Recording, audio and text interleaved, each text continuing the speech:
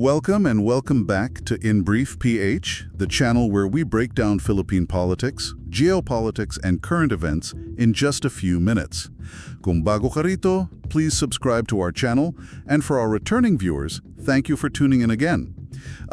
Napansin mo ba lately, kapag may giyera sa labas ng bansa, parang ilang araw, ramdam mo agad yung pagtaas ng presyo sa pump, di ba? Oo, sobrang bilis nga. Parang instant. Right. Pero kapag rollback, inaabot ng ilang linggo bago bumaba. Nakakainis. Kaya today, gagawa tayo ng isang malalimang pagtatalakay sa isang panukalang batas. Ito yung nagbibigay kapangyarihan kay President Marcos na isuspende ang fuel excise taxes. Tama at napapanamon yan, lalo na dahil ramdam ninyo yung big-time fuel price hikes na yon.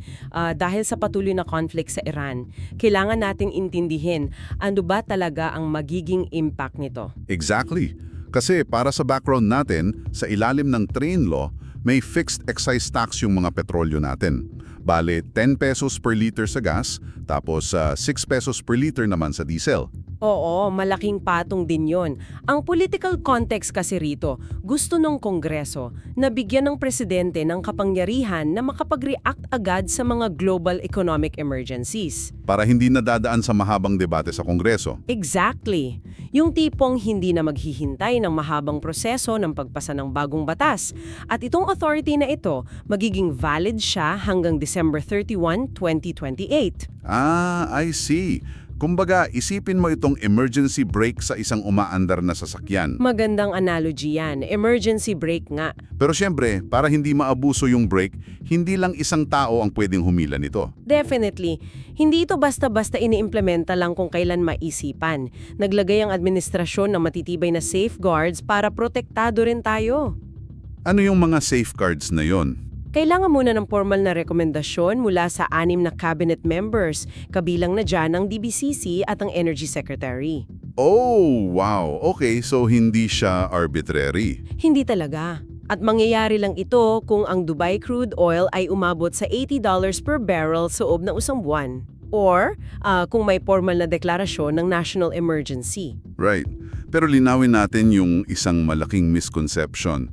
Kung sakaling matrigger yan at masuspende ang tax, bakit hindi ninyo agad mararamdaman ang rollback sa mga gasolinahan? Kasi aabutin pa ng 5 to 20 days yan. Wait, 5 to 20 days?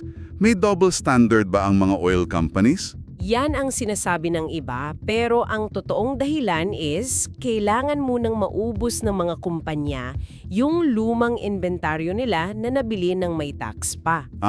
Okay. So yung nakaimbak na langis, bayad na yung buwis nun bago pa man dumating sa mismong gas station. Exactly. Kaya may delay talaga sa rollback. Makes sense. Pero kung makakatulong ito, bakit hindi na lang gawing permanente o mas mabilis ang pagtanggal ng tax? Like yung mungkahi ni Senator Sherwin Gatchalian na ibase na lang sa rate of increase. Kung sa macro perspective natin titingnan, makikita mo yung maingat at balansing pulisiya ng gobyerno. Kasi kung tatanggalin mo agad ang excise tax, nasa 15 billion pesos monthly ang mawawala sa pondo ng bayan. 15 billion pesos? Every month? Yes, at posibleng umabat yan sa 300 billion pesos kung isasama ang VAT ayon sa Bureau of Customs. But really? Ang laki nun Oo, kaya ginagawa lang na last resort ng Marcos administration itong tax suspension. Mas pinipili nila yung targeted subsidies at yung pagtatap sa 52 billion pesos calamity funds. Para protektahan yung budget natin para sa iba pang serbisyo publiko?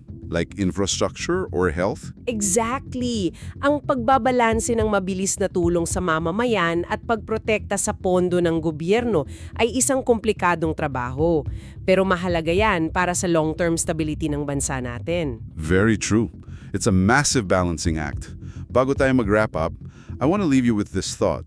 Kung ang presyo ng langis ay nakakapag-adjust paitaas sa loob lamang ng ilang araw kapag may giyera sa labas ng bansa, mabilis talaga pumalo pataas yan. Right, pero umaabot ng ilang linggo bago bumaba dahil sa inventaryo daw.